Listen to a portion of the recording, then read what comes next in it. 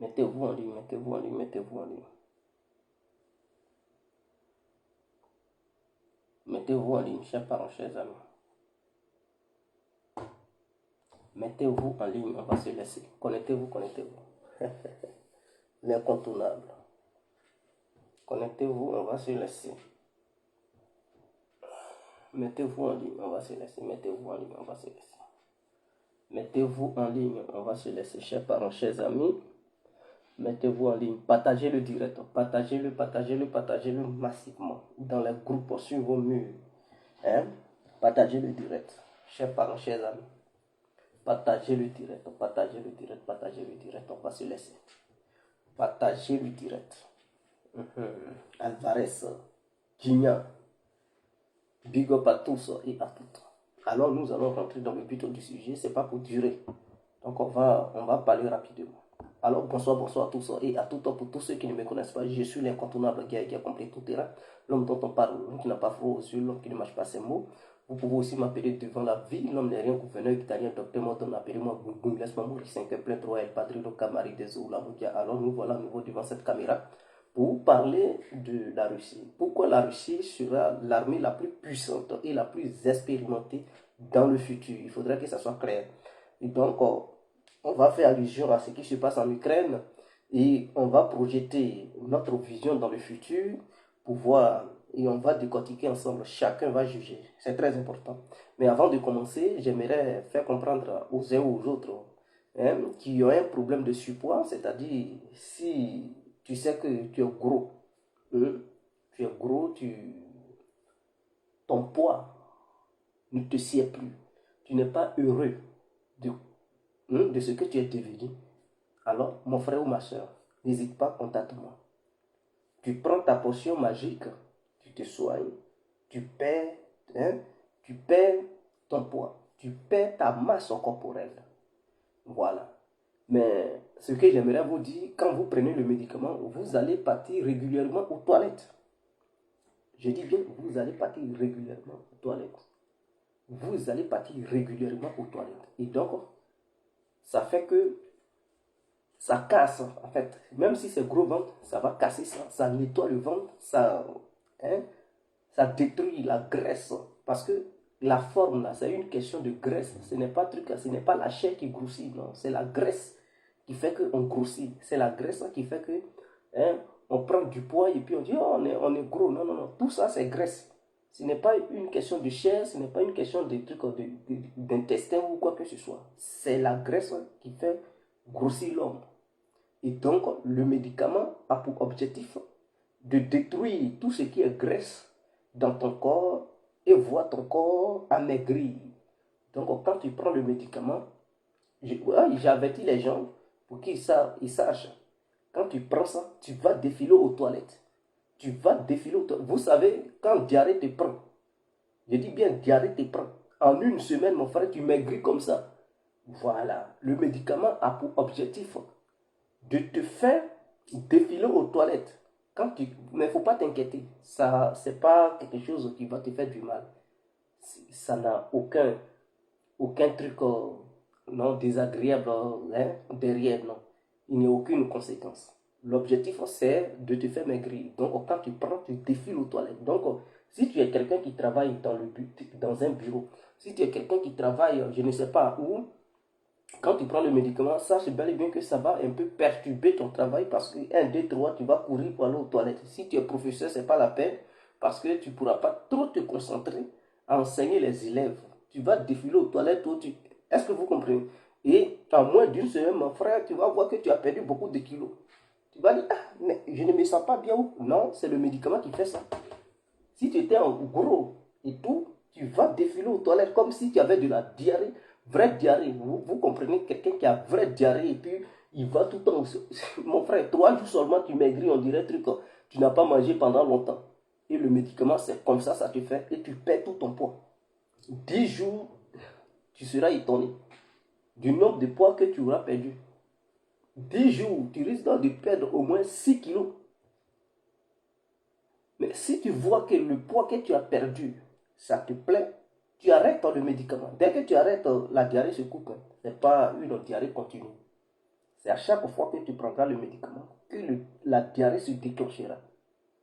Tu peux aller aux toilettes 6 fois par jour. Je dis bien 6 fois par jour quand tu prends le médicament. 6 fois. 1, 2, 3, 4, 5, 6 fois par jour. Et donc, tu dois déjà mettre ça dans la tête que quand tu bois le médicament, tu iras aux toilettes pendant 6 fois chaque jour que Dieu fera. La nuit, la journée, ça n'a pas de limite. Donc, toi, tu sais que tu dors quelque part et que pour aller aux toilettes, il faut te réveiller pour aller en brousse, pour aller déféquer là-bas. Mon frère, avant de prendre le médicament, il faut réfléchir parce qu'en brousse là-bas, c'est pas trop garanti. Tu as peur la nuit pour sortir. Donc, voilà un peu. Mais il n'y a pas d'effet secondaire derrière. C'est la même chose pour le médicament de coco. Il y a d'autres qui ont le problème d'hémorroïdes, qui à chaque fois ils vont aux toilettes, ils pleurent. Non. Moi, le médicament que j'ai, mon médicament d'hémorroïdes que j'ai, quand tu utilises ça, mon frère, je dis bien quand tu utilises ça, ça provoque la diarrhée. Donc la constipation que tu avais. Il y a d'autres, ils ont hémorroïdes, ils vont même pas aux toilettes. Quand tu prends, ça déclenche la diarrhée, mais ça ne te fait pas maigrir. Et donc, du coup, si tu étais constipé, ça va te déconstiper. Donc, du coup, à chaque fois que tu es là, tu vois que ton ventre gagouille, ça fait brrr, brrr, on dirait il y a des coups de poing, on dirait Mike Tyson en train de faire un truc, combat de boss dans ton ventre. Et ça fait brrr, brrr, tu es gêné. Mon frère, tu prends le médicament, ça déclenche la diarrhée. Donc, si tu avais pour habitude d'aller aux toilettes et que tes excréments, avant de venir, c'est dur, on dirait truc, on dirait caillou, mon frère, ça va venir, c'est mou, ça descend, brrr, brrr, brrr. Tu ne ressens aucune douleur. Et non seulement le médicament de l'hémorroïde est un médicament antidouleur. Oui, vous avez vos trucs antibiotiques pour calmer la douleur. Mais moi, c'est un antibiotique naturel. Je vous le garantis. Même les femmes qui ont leurs règles, par exemple, et puis elles ont eu une forte douleur au niveau de leur bas-ventre, elles traînent par terre, elles crient. Quand je vois ça, je dis, mais les femmes qui ont règles douloureuses, elles prennent ça. Ma soeur, tu as règles douloureuses. Je te le dis, tu as règles douloureuses. Matin, tu te réveilles, tu ne peux pas, tu traînes. Il y a d'autres à cause, elles ne vont même pas au travail. Parce que quand elles ont règles douloureuses, elles appellent leur travail, ah, je suis malade. Il ne faut plus appeler que tu es malade. Appelle le guégué, tu passes dans ta commande. Parce que, histoire de guérir,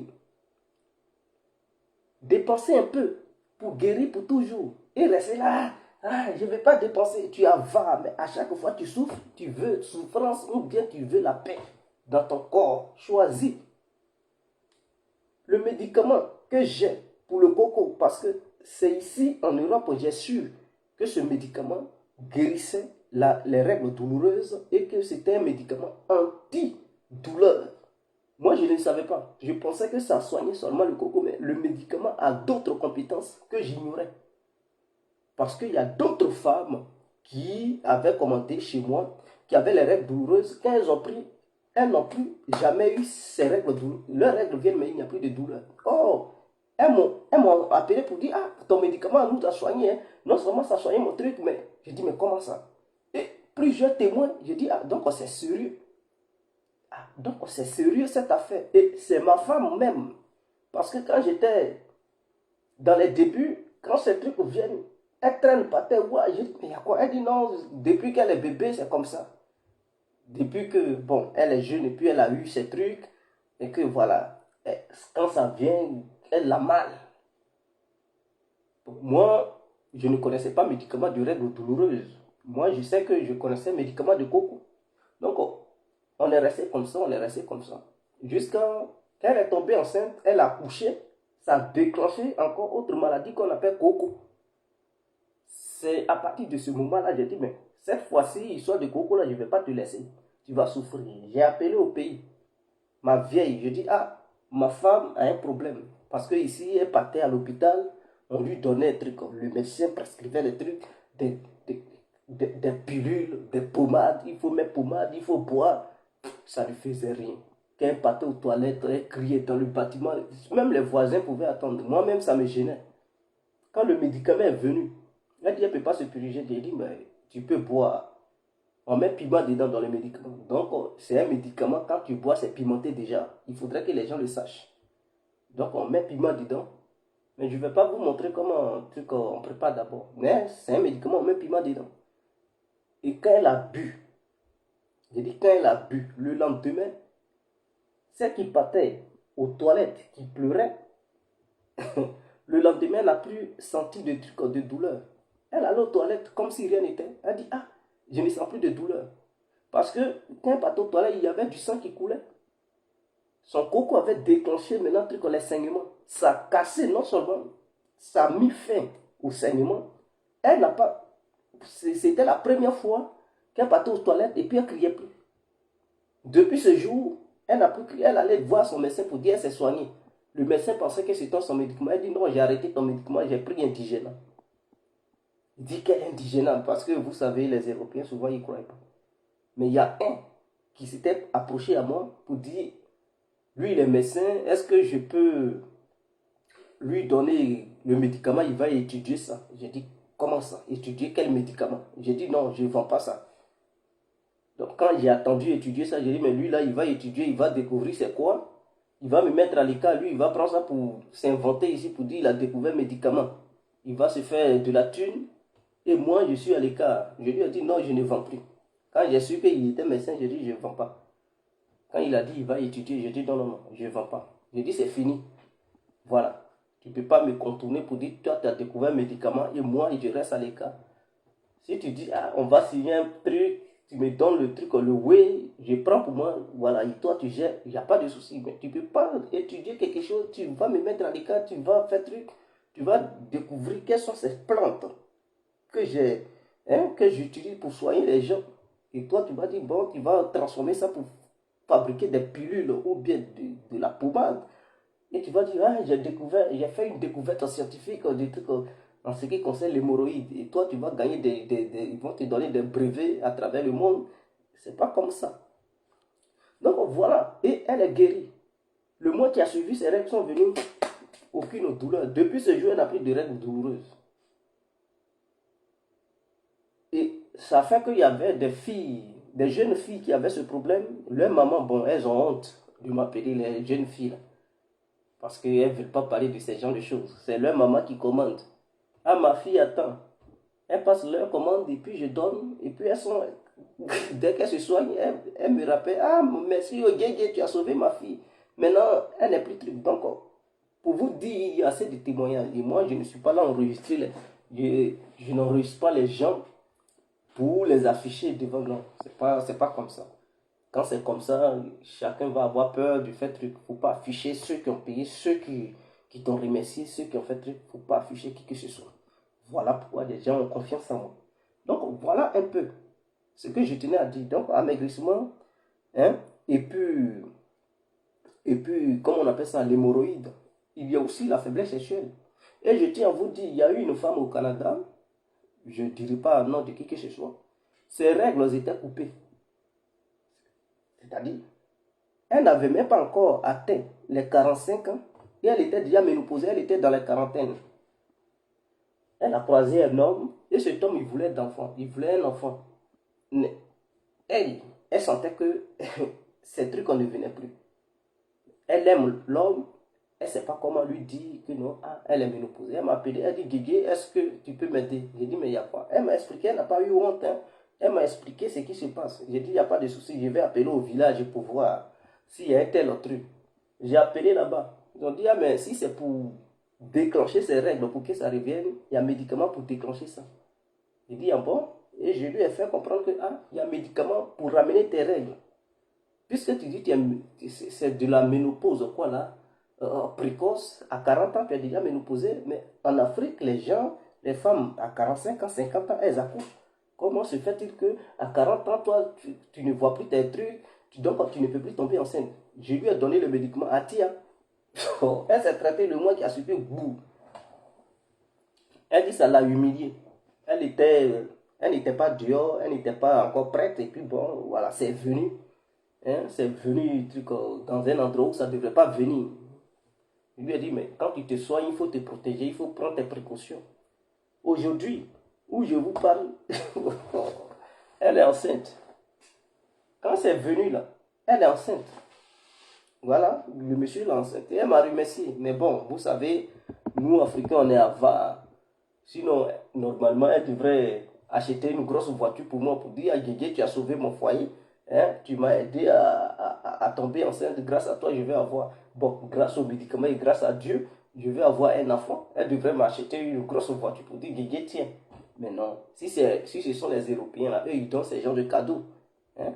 Quelqu'un qui t'a soigné, hein, maintenant, tu es contente, ils ont vérifié, il n'y a rien, et l'enfant se porte bien, tu devrais dire, ah, Dieu tient un gros cadeau. Donc voilà un peu.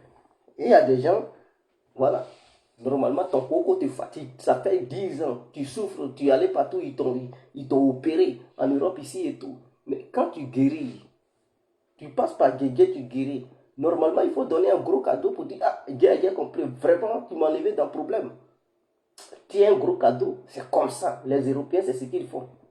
Les Africains, putain, les Africains, leur argent, on dirait caca de chat. Bon, bref, je vous donne le numéro pour toutes les personnes qui aimeraient bel et bien me contacter.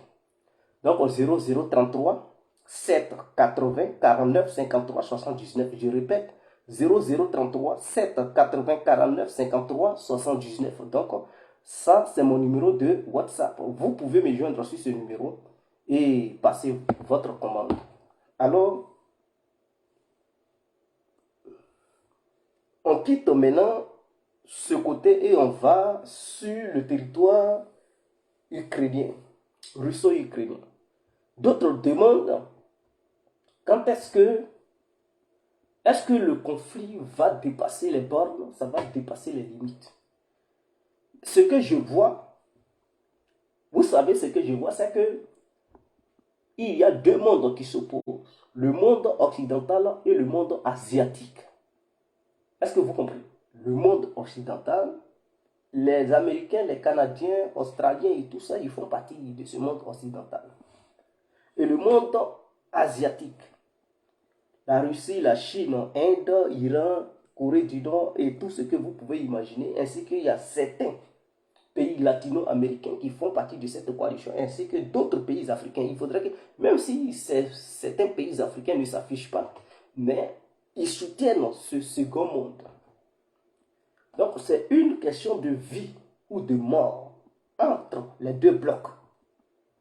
Ce qui se joue en Ukraine peut tracer l'avenir du monde de demain. Je répète, ce qui se passe en Ukraine, c'est le destin du futur monde. Est-ce que ce monde dans lequel nous sommes va être maintenu? C'est-à-dire, quand je parle de ce monde, je parle du système, la manière dont le monde est géré depuis des siècles jusqu'à aujourd'hui. Est-ce que ce monde va toujours survivre, va être toujours maintenu? Le système dans lequel nous avons vécu, est-ce le système que nous avons connu? Est-ce que ce système va perdurer, rester toujours en vie, ou bien un autre système va naître? C'est ça qui se passe en Ukraine. Et donc, ceux qui ne comprennent pas, et quand on parle de l'Ukraine, ils disent, on parle de l'Afrique. Parle de l'Afrique.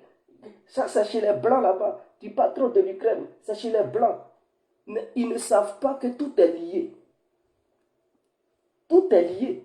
Vous me demandez de parler de l'Afrique, et que là-bas, c'est chez les Blancs. Mais en Afrique, là-bas, là, quand ça ne va pas, là, vous pleurez dans les mains de qui?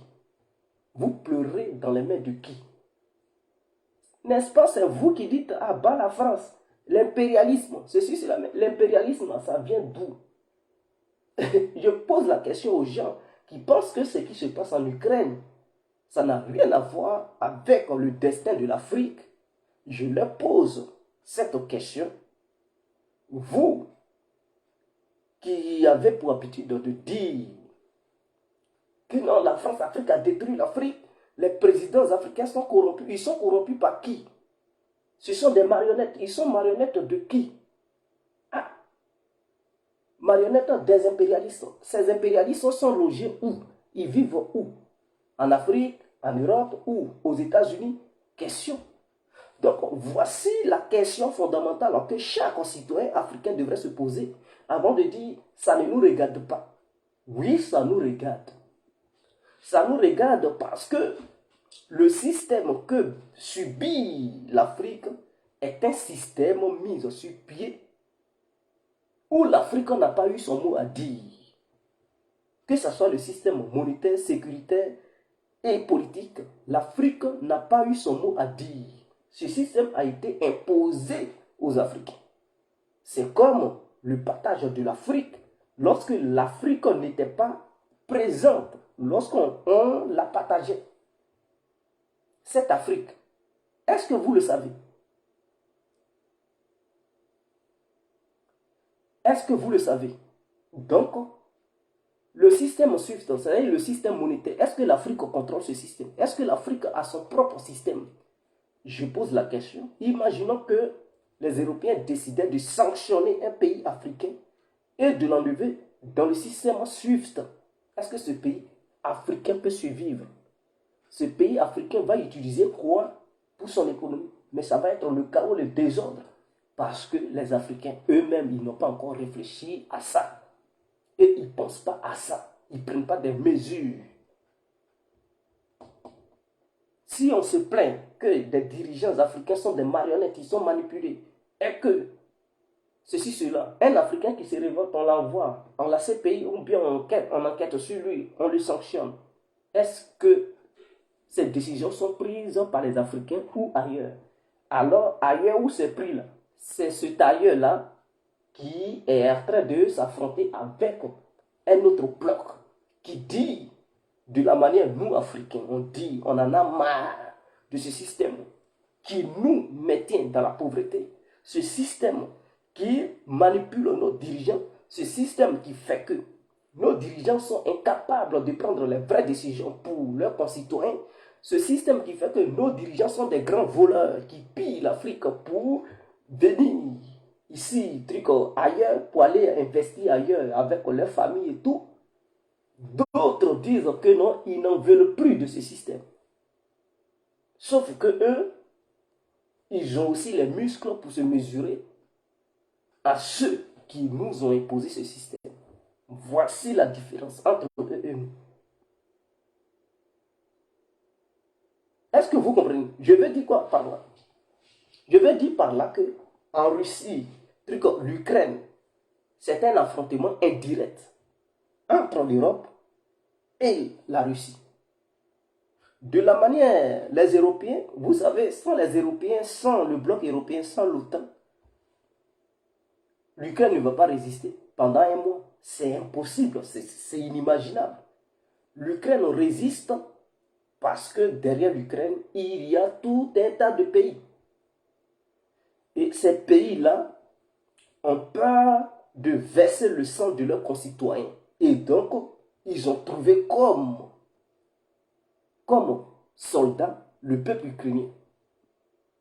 Ils utilisent le peuple ukrainien pour que le peuple ukrainien mène leur combat. Et puis eux, ils sont derrière. Qu'est-ce qu'ils font? Ils donnent des renseignements, ils donnent de l'argent, ils payent ce peuple ukrainien, ils donnent de l'argent, ils donnent des armes. Et ils disent, allez-y, faites ça pour nous. Vous luttez pour nous. C'est ce qu'ils disent. Vous luttez pour nous, vous luttez pour la démocratie, vous luttez pour le monde civilisé. Et qu'on doit gagner. Donc, ce qui veut dire la victoire de l'Ukraine leur revient. Puisque c'est eux qui donnent, c'est eux qui financent, c'est eux qui encadrent les Ukrainiens. Mais eux, ils ne veulent pas que leurs concitoyens meurent de peur de perdre leur pouvoir dans leurs différents pays. Et s'ils perdent leur pouvoir et qu'un bandit prend le pouvoir, ça va bouleverser leur monde. Ça va détourner ce qu'ils veulent faire, ce qu'ils veulent mettre sur pied. Et donc, pour éviter cela, ils préfèrent que le peuple ukrainien verse son sang. Et ils sont prêts à verser le sang du peuple ukrainien jusqu'au dernier Ukrainien. Tant qu'il y a un Ukrainien, ils vont l'attraper pour dire qu'il n'a qu'à aller au front. Même s'il a 12 ans, à un moment donné, ils vont prendre les enfants de 12 ans pour dire qu'il n'a qu'à aller au front. Et c'est ce qui a été tracé. Parce que s'ils perdent, c'est-à-dire si l'Ukraine perd, c'est comme si c'est eux qui ont perdu. Et si eux, ils perdent, ils ne vont plus avoir l'influence qu'ils avaient. Ce monopole d'influence qu'ils ont toujours eu pour imposer leur vision au reste du monde, ils ne vont plus avoir cette force. Et donc, du coup, le monde va se redessiner. Ça sera un monde multipolaire. Un monde multipolaire, ça veut dire que chaque État décide de lui-même sans recevoir d'ordre d'un autre État venu d'ailleurs. Voici, c'est ce monde que la Russie et le camp chinois et tout ça, ils cherchent. Est-ce que vous comprenez? Donc, voilà ce que je tenais à expliquer. Maintenant, pourquoi la Russie sera l'armée la plus puissante du monde dans le futur d'ici 3 à 5 ans et l'armée la plus expérimentée du monde?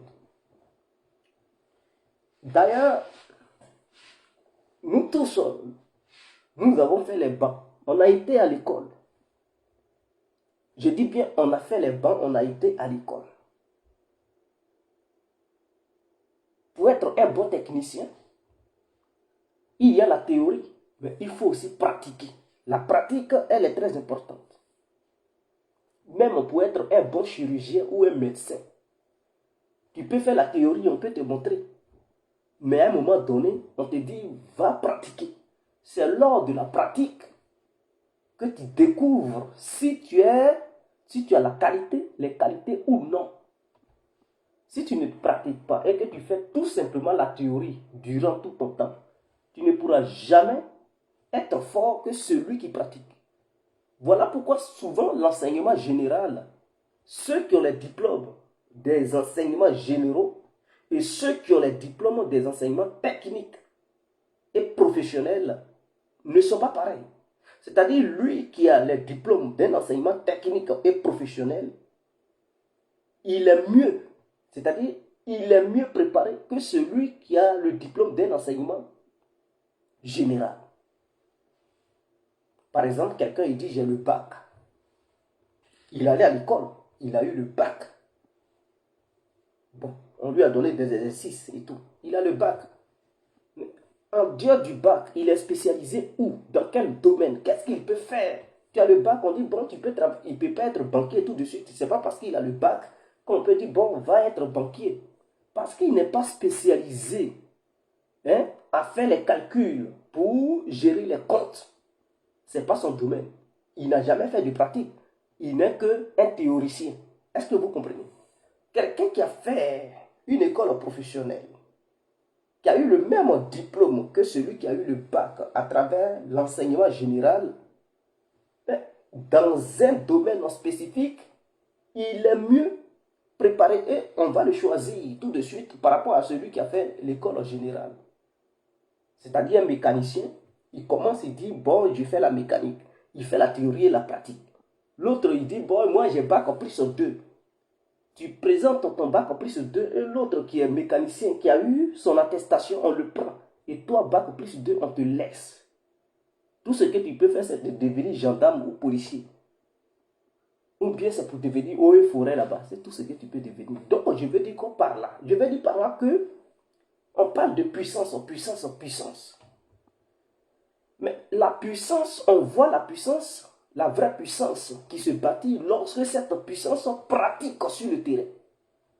Tu peux avoir les armes, tu peux avoir la technologie, mais si tu n'as jamais pratiqué, tu n'as jamais fait une véritable guerre sur le terrain pour avoir certaines compétences que tu ignorais, pour avoir une certaine expérience sur le terrain, tu ne peux jamais être une véritable armée aguerrie.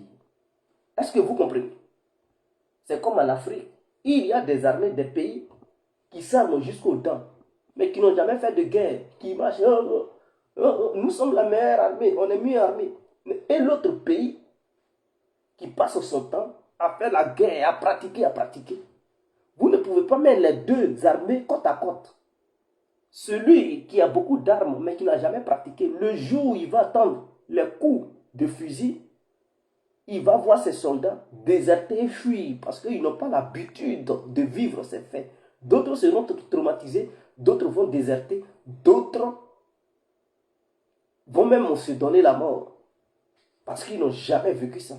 Mais celui qui a pour habitude de pratiquer ces mêmes faits, il est heureux. Voilà pourquoi souvent on place l'armée tchadienne en tant que la meilleure armée de trucs, même si l'armée nigériane est mieux, truc, mais l'armée tchadienne, les gens disent que non, c'est l'une des meilleures armées en Afrique de l'Ouest. Pourquoi? Parce que les Tchadiens, ils ont pour habitude d'affronter, d'aller sur le terrain, de pratiquer. Eux, ils pratiquent. Ce ne sont pas des gens qui marchent, non. Eux, ils sont toujours au front. Ils sont là où ça chauffe. Mais il y a d'autres armées qui n'ont jamais pratiqué. Donc, du coup, ils n'ont pas les mêmes expériences que ceux qui pratiquent d'habitude. Je veux dire quoi par là? Je veux dire par là que partout dans le monde, on parle de puissance, on parle de puissance militaire. Mais il y a beaucoup de puissances qui n'ont jamais pratiqué. Les Américains, les gens parlent d'eux en tant que meilleure armée parce qu'ils avaient pour habitude d'attaquer des pays, de pratiquer. Donc, eux, ils étaient toujours dans la pratique. Donc, cela a permis aux Américains d'avoir une certaine expérience. Est-ce que vous comprenez? Donc, dans la coalition où ils sont là, ils sont plus expérimentés que les autres parce que les autres n'ont pas pour habitude d'avoir les mêmes pratiques que l'armée américaine. C'est-à-dire au sein de l'OTAN, l'Amérique a beaucoup pratiqué par rapport aux autres pays. Donc, du coup, ça donne une certaine expérience à l'armée américaine face aux autres pays, face à la France, l'Allemagne, la Turquie et consorts. Voilà pourquoi ils sont leaders au sein de l'OTAN. Voilà pourquoi c'est eux qui décident. Voilà pourquoi quand il y a une stratégie, c'est eux qui mettent la stratégie sur pied. Parce que les autres leur font confiance. Ils disent, c'est une armée aguerrie qui a pour habitude de pratiquer, de faire les guerres. Donc, ils sont mieux placés pour nous donner des instructions, pour nous diriger sur le terrain.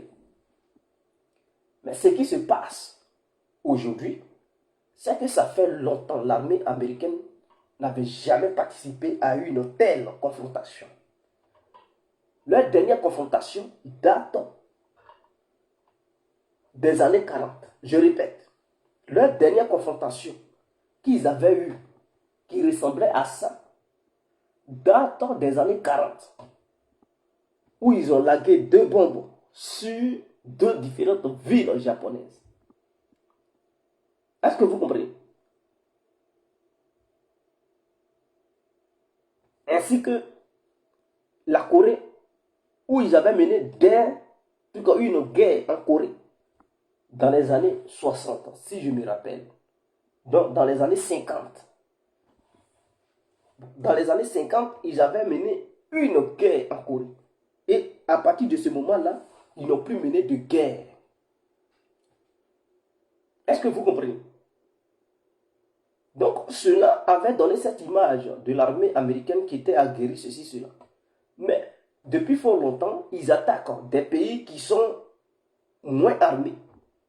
Et souvent, les gens prennent l'exemple de l'Irak. On dit choc et froid. Et il faut frapper partout en même temps et il faut calmer le jeu. Donc, ils avaient appelé leur opération en Irak choc et froid.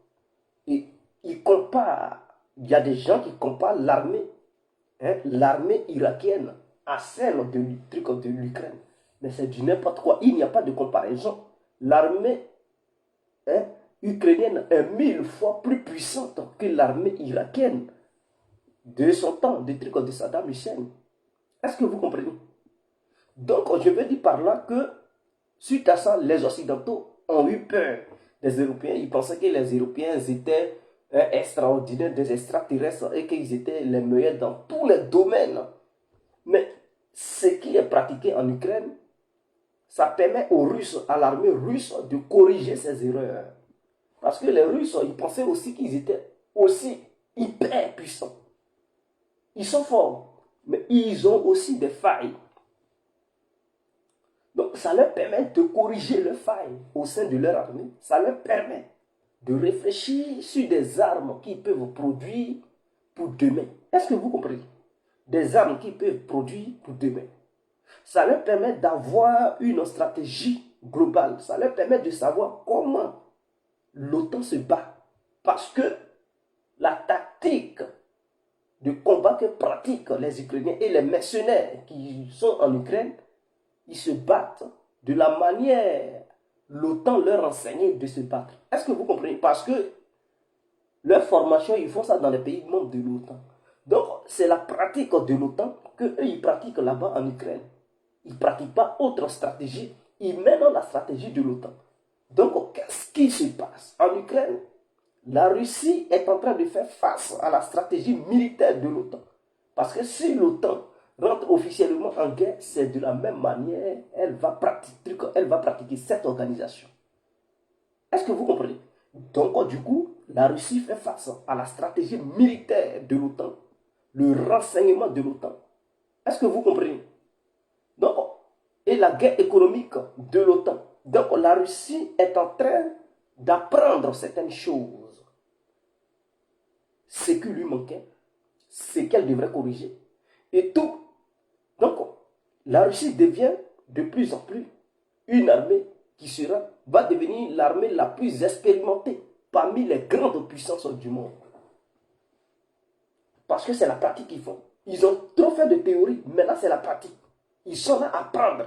Donc ceux qui vont apprendre, ceux qui participent à cette opération spéciale, demain quand la guerre va finir, c'est eux maintenant qui vont transmettre leur savoir-faire aux autres soldats russes qui vont naître. Et donc les pays alliés de la Russie vont bénéficier de cette connaissance militaire.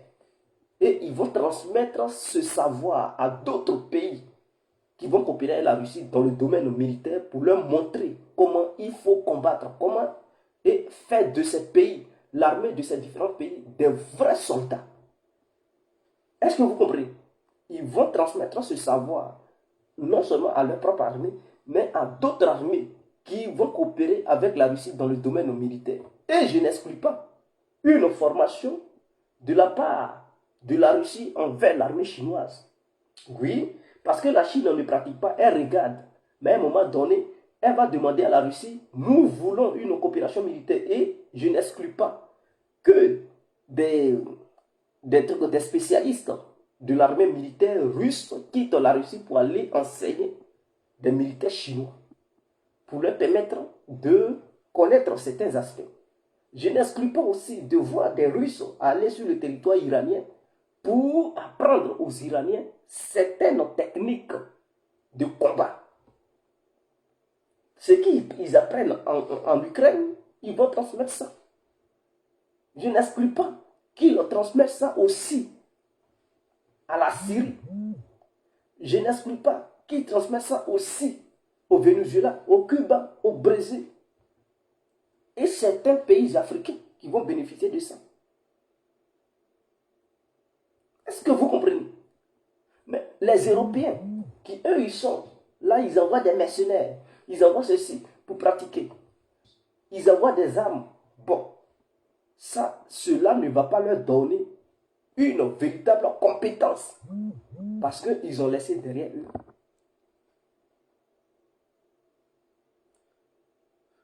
Ils ont laissé derrière eux.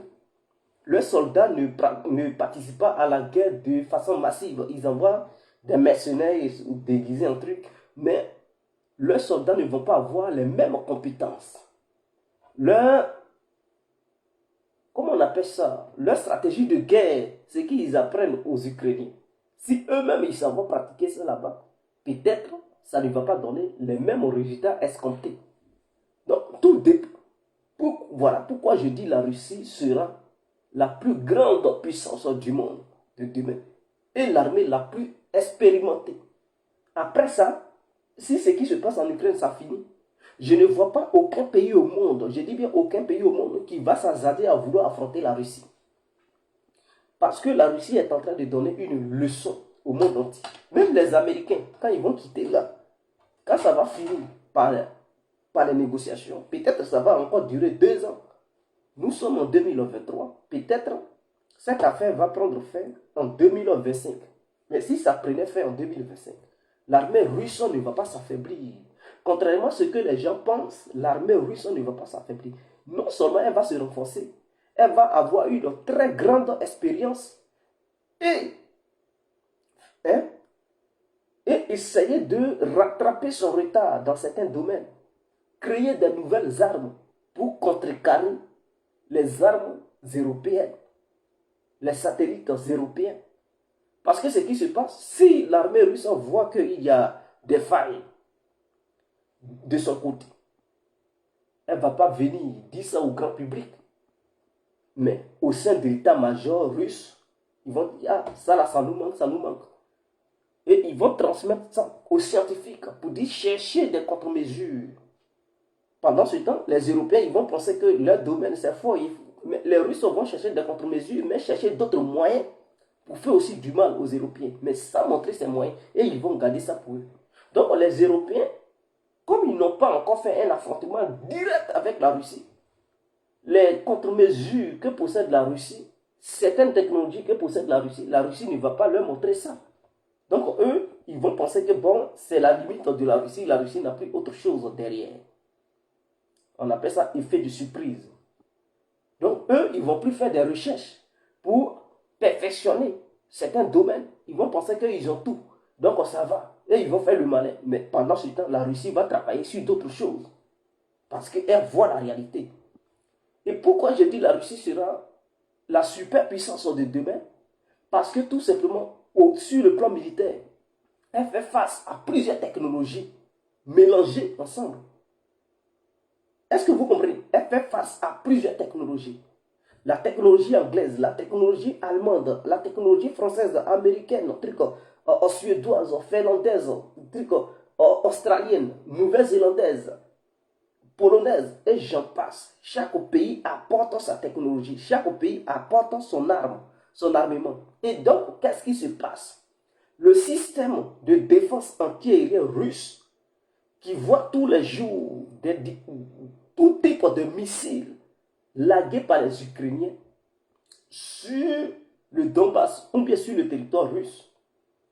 Mais la Russie obtient une certaine compétence, va créer un logiciel qui va réagir le plus tôt possible pour permettre à leur batterie anti-missile d'intercepter beaucoup de trucs. Auparavant, le HIMARS, ils avaient du mal à intercepter les frappes des trucs, des roquettes d'HIMARS. Mais maintenant, les systèmes de défense aérienne interceptent maintenant les obus d'HIMARS. Est-ce que vous comprenez? Ils arrivent maintenant, c'est-à-dire le bouc M3 parvient maintenant à intercepter les obus d'HIMARS. Mais auparavant, ils avaient un peu du mal à intercepter. Donc, ils ont changé de logiciel, ils ont modifié leur logiciel. Ils pensaient que ce logiciel était rapide pour réagir et intercepter. Mais ils ont vu que ce logiciel avait un peu de failles. Donc, ils ont changé. Maintenant, ils interceptent les obus d'HIMARS. Or, c'est même HIMARS, tu prends ça pour laguer ça sur les troupes américaines. Eux-mêmes, leurs propres armes, ils ne pourront pas intercepter ça. Ils vont avoir du mal à intercepter. Ils ont fabriqué, mais ils n'ont pas les moyens d'intercepter leurs propres missiles. Mais or, les Russes trouvent toujours des moyens pour intercepter. Donc, du coup, avec tous ces missiles, toutes ces technologies qu'ils envoient en Ukraine pour frapper des trucs, et les Russes qui perfectionnent leur système de défense antiaérienne, donc c'est une autre expérience. Donc, quand ils vont quitter dans ça, ils vont avoir une très grande expérience de système de défense qui va être le meilleur au monde, inégalable. Donc, si vous voyez les pays occidentaux se précipiter à vouloir envoyer leur système de défense, en fait, ce n'est pas une question d'aider l'Ukraine, en fait. Ils cherchent à perfectionner leur système de défense. Ils veulent voir s'il y a des failles. Parce que le patriote américain a agi où? C'est dans quel pays le patriote américain a agi où il y avait des vrais missiles d'un vrai pays? Si ce ne sont pas des roquettes de la masse ou bien des outils au Yémen, le patriote a agi où? Au juste. Ou bien guerre des trucs du Golfe avec Saddam Hussein. Saddam Hussein, il n'avait pas des vrais missiles de croisière et tout. Il n'avait pas ça. Des petits trucs, des petites roquettes que les gens lançaient là. Les barbus lançaient de temps en temps. Ça ne peut pas montrer l'efficacité d'un système de défense. Donc, pour voir l'efficacité d'un vrai système de défense, il faut l'essayer avec un pays armé jusqu'aux dents qui a les vrais missiles balistiques, des missiles de trucs de croisière et certains missiles dont la trajectoire est incalculable. Donc, quand vous voyez les pays européens se dépêcher, chacun dit je vais donner des systèmes de défense à l'Ukraine et tout. En fait, ce n'est pas une question d'aider réellement l'Ukraine. C'est une manière d'aller tester leurs armes pour voir est-ce que leurs armes sont efficaces sur le terrain. Parce que lors de ces opérations, ils envoient leurs spécialistes pour voir comment leurs armes réagissent face aux missiles russes. Est-ce que ces armes sont efficaces ou non? Si ce n'est pas efficace, ils vont envoyer des scientifiques pour dire, bon, il y a tant qui manque, il faut retravailler ça pour avoir des systèmes de défense améliorés. C'est ce qu'ils font. Les Turcs qui ont envoyé leur Bayraktar au début, c'était pour tester ça. Ça marchait au début, mais à un moment donné, les Bayraktar ne marchaient pas. C'était abattu comme des mouches qui tombaient. Comme ils ont vu que ça tombait maintenant trop et que ça ne faisait plus d'effet, alors ils ont retiré ça. Ils ont dit aux Ukrainiens, on ne vous donne plus, sinon ça va gâcher le truc en notre marché. On va livrer nos drones aux pays qui ne sont pas armés jusqu'aux dents, qui n'ont pas assez de défense aérienne. Mais avec la Russie, au début ça marchait, mais maintenant ça ne peut plus marcher. Oui.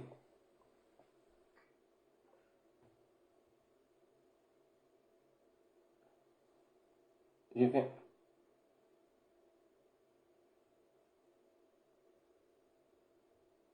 Donc, vous comprenez? Donc, quand les Américains ils veulent amener leurs patriotes, c'est pour voir l'efficacité de leurs patriotes, mais en même temps, ils mettent en danger aussi le patriote. Parce que si ça échoue, alors le patriote n'aura plus de trucs d'acheteur. Est-ce que vous comprenez? Si ça échoue face aux missiles russes, ça n'aura plus de trucs d'acheteur. Maintenant, si ça fonctionne, ça va avoir des acheteurs. Donc, c'est une question. C'est une question de trucs comme les Allemands. Eux, ils ont leur système de défense Iris. C'est leur meilleur système. Ils ont envoyé ça en Ukraine. Ça ne fait pas d'effet. Ça y est, là, c'est du passoire. Ça y est, là, les missiles russes frappent l'Ukraine tous les jours. Donc, les Allemands ont vu que leur système n'était pas trop ça. Eux-mêmes, ils sont allés acheter Patriot. Ils ont acheté le système Patriot américain. Donc, ils voient que leur système, c'est pas trop ça. Qu'est-ce qu'ils vont faire dans les années à venir? Ils vont vouloir perfectionner leur système de défense. Parce qu'ils ont vu que c'était pas ça. Mais s'ils n'avaient pas essayé ça en Ukraine, ils allaient vanter ce système et vendre ça à d'autres pays européens ou bien d'autres pays du monde. Ils vont dire le système de défense allemand est le meilleur, est le meilleur. Pourtant, c'est du passoire. Est-ce que vous comprenez? Donc, il y a aussi cette arnaque. Maintenant, il y a le système de défense Mamba, franco-italien. Ils vont envoyer ça en Ukraine, ils ont déjà même envoyé. Est-ce que ça va faire effet? Si ça échoue, qu'est-ce qu'ils vont faire? Ils vont vouloir retravailler sur ça pour voir qu'est-ce qui a fait faillite, qu'est-ce qui n'a pas marché. Et c'est suite à ça, ils vont améliorer le système. Les Russes aussi ont fait, ils font aussi pareil. Donc, désolé, je vous laisse. Je vous souhaite une très bonne nuit. On allait encore parler. Je viens. Excusez-moi une minute.